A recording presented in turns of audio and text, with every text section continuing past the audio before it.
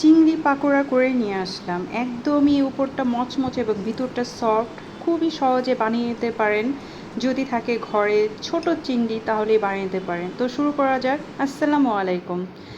আমার এখানে ছিল ছোট ছোট চিংড়ি, তো কি করব ভেবে পাচ্ছিলাম না। তারপরে চিন্তা করে দেখলাম পাকোড়াটা খুবই সুস্বাদু। সন্ধ্যায় যদি করে নেন বা ভাতের সাথে খুবই ভালো লাগবে। তো প্রথমে এভাবে ব্লেন্ড করে নিয়েছি চিংড়িগুলো। এরপরে দিয়েছি কিছু মুসুরির ডাল আর কিছু দিয়েছি খেসারির ডাল, যেটা বোড়া খাই আমরা সাধারণত, আর দিয়েছি কিছু আতপ চাল, এটা মচমচে করবে।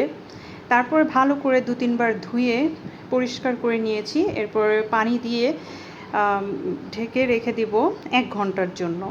১ ঘন্টা পরে ডালগুলো ফুলে উঠেছে। এর মধ্যে দিয়ে দিচ্ছি কিছু কাঁচামরিচ ঝালের জন্য আর রসুন।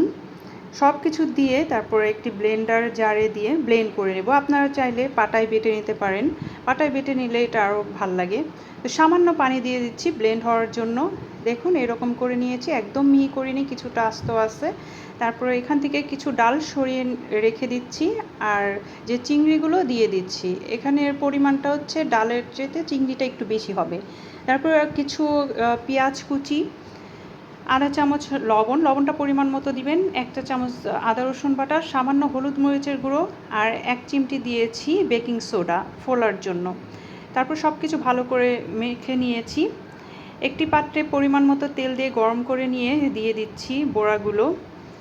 মিডিয়াম হিটে ভেজে নেবেন এপাশ ওপাশ করে। প্রথমে এক পাশ একটু কালার হলে তারপর উল্টে নেবেন, তাহলে সুন্দর হবে বড়াগুলো। খুবই সুস্বাদু। যদি ভালো লাগে বাসায় একবার হলেও চেষ্টা করবেন। আর আমার পেজে কমেন্ট করে আমাকে সব সময় উৎসাহ দিবেন। আর যদি কোনো রেসিপি দেখতে চান অবশ্যই জানাবেন। আল্লাহ হাফেজ।